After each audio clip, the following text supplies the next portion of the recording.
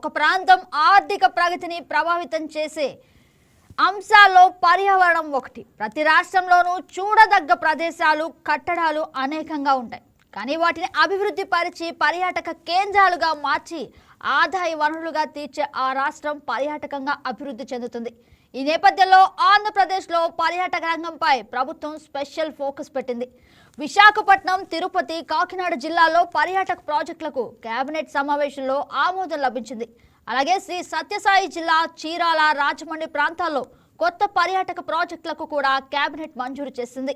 ఇక ఇదే విధంగా విశాఖ తీరంలో పర్యాటక ప్రాజెక్టుల నిర్వహణకు అవరోధంగా ఉన్న సిఆర్జెడ్ నిబంధనలో సడలింపుల కోసం కేంద్రాన్ని సంప్రదిస్తున్నామని పర్యాటక శాఖ మంత్రి కందుల దుర్గేష్ తెలిపారు. విశాఖను హబ్ అండ్ స్పోక్ మోడల్లో అంతర్జాతీయ స్థాయిలో అభివృద్ధి చేస్తున్నామని, సీ ప్లాన్, క్రూజ్ సర్క్యూట్, హెల్ టూరిజంపై దృష్టి సారించామని, అలాగే అడ్వెంచర్ యాంకర్ హబ్గా తీర్చిదిద్దుతున్నామని వివరించారు. ఇక విశాఖపట్నం పరిసర ప్రాంతాల అభివృద్ధికి 8,650 కోట్ల పెట్టుబడులతో 50 MOU ఒప్పందాలు కుదుర్చుకున్నట్లు మంత్రి తెలిపారు. హబ్ అండ్ స్పోక్ మోడల్ విశాఖను అంతర్జాతీయ స్థాయి పర్యాటక కేంద్రంగా అభివృద్ధి చేస్తున్నామని వివరించారు. ఇక విశాఖలో వినోదాత్మక కార్యక్రమాలు నిర్వహిస్తే అక్కడి నుంచి పర్యాటకులకు విదేశాలు వెళ్లాల్సిన అవకాశం రాదని పలువురు అభిప్రాయం వ్యక్తం చేస్తున్నారు. ఇక అదే విధంగా మనం చూసుకున్నట్లయితే సింహాచలం దేవస్థానానికి 54.4 కోట్లు, స్వదేశీ దర్శన్కు 2.0 కింద బొర్రా గుహల అభివృద్ధికి 28.87 కోట్లు మంజూరు చేసి పనులు వేగవంతం చేశామని పర్యాటక శాఖ మంత్రి వివరించారు. అలాగే Rushikonda, Thimmapuram, Sagar Nagar beach, Gosthani backwaters లో స్కూబా డైవింగ్స్, అలాగే పారా మోటరింగ్ వంటి 10 రకాల జల క్రీడలు కూడా ఏర్పాటు చేస్తున్నామని మంత్రి పేర్కొన్నారు. అలాగే విశాఖలో హాఫ్ ఆఫ్ డబుల్ డెక్కర్ బస్సులు సత్ఫలితాలు ఇస్తున్నాయన్నారు. Home stay policy, bread and breakfast విధానంతో 490 హోమ్ స్టేలు ఏర్పాటు చేశామని మంత్రి తెలిపారు. ఇక సిఆర్జెడ్ 19 అమల్లోకి వస్తే పర్యాటక ప్రాజెక్టుల నిర్మాణాలకు ఉన్న అడ్డంకులు తొలగిపోతాయన్నారు. అలాగే విశాఖపట్నం, అమరావతి, తిరుపతులను పర్యాటకులు హబ్గా తీర్చిదిద్దడమే కూటమి ప్రభుత్వ ప్రధాన లక్ష్యమని మంత్రి దుర్గేష్ స్పష్టం చేశారు.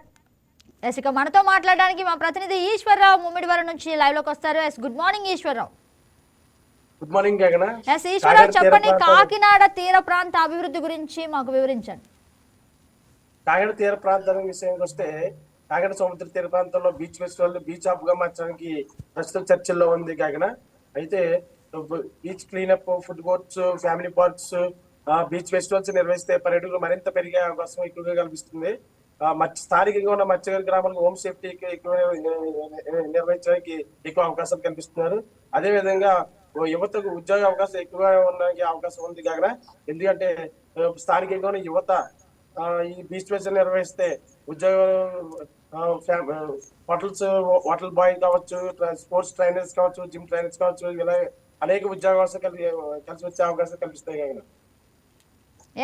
అలాగే రకరకాల ప్రాజెక్టులు అయితే తీసుకొస్తున్నారు అభివృద్ధి పదంగా ముందుకు నడిపించడానికి. విశాఖపట్నం, అమరావతి, తిరుపతులను పర్యాటకంగా అభివృద్ధి పరుస్తున్నారు. దాని గురించి మీరు ఏమంటారు? రాబోయే రోజుల్లో విశాఖ బీచ్ కి ధీటుగా కాకినాడ తీర ప్రాంతాన్ని మార్చే అవకాశం ఎక్కువగా కనిపిస్తాయి కాగా, స్థానికంగా కూటమి ప్రభుత్వం కూడా ఈ విధంగా ముందుకు అభివృద్ధి చేయడానికి అడుగులు వేస్తుంది.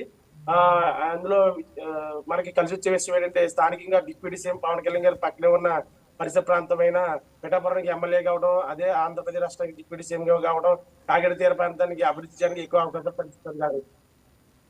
Right Eswararao, thank you for the update.